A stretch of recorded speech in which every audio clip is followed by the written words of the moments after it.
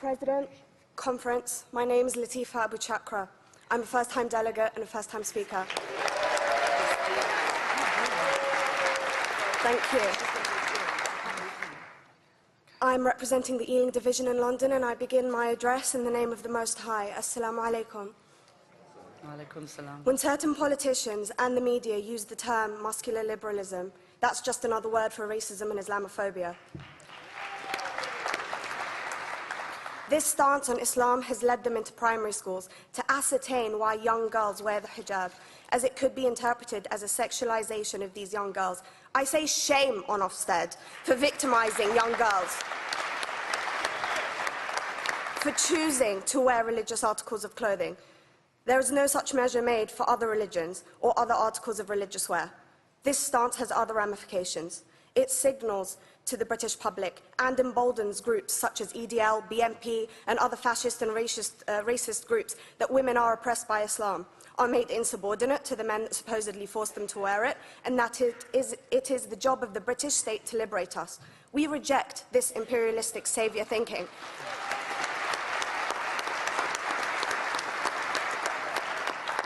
And I am here to state for all people who choose to practice their beliefs openly that we are not oppressed by our faith.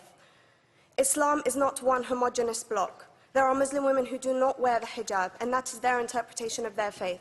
The Quran beautifully states, "La ikraha fid din," which translates to, "There is no compulsion in religion." My faith has given me the right to choose 1,400 years before the Universal Declaration of Human Rights told me I could. A fun fact for you, conference. My dad didn't want me to wear the hijab. I chose to. Those of faith, thank you. Those of faith should have the right to choose to wear their articles of faith.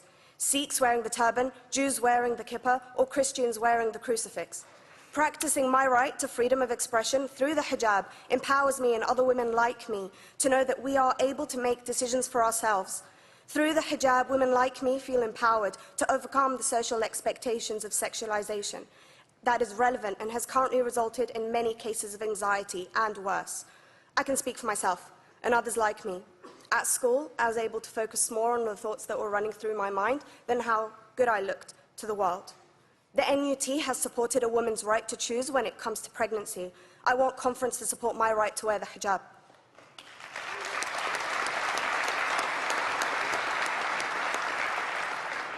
How I choose to practice my faith is clearly displayed for all to see. This makes me the target of hate crime. The level of racist attacks on Muslim women is disproportionate to any other oppressed group in British society because we are an easy target.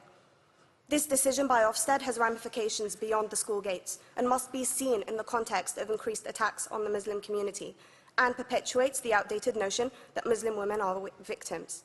I was on a trip last year to Hampton Court with my Year 7s, where a man felt comfortable to call me a terrorist. As a Muslim woman, I'm not a victim, so I challenged him. He denied it. I'm sure you've heard of the Punish a Muslim Day. It's been spoken about a few times already this morning. And as a Muslim, I'm actually quite optimistic. They're trying to limit it to one day. That's 364 less than normal.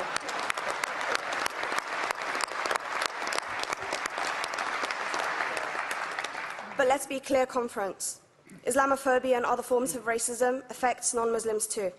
If we don't challenge this stance as a collective, we may turn into a society like France, where women are forced by the law to choose between their faith and their education, their faith and their right to work in the public sector, their faith and their right to enjoy a day out by the seaside with their families.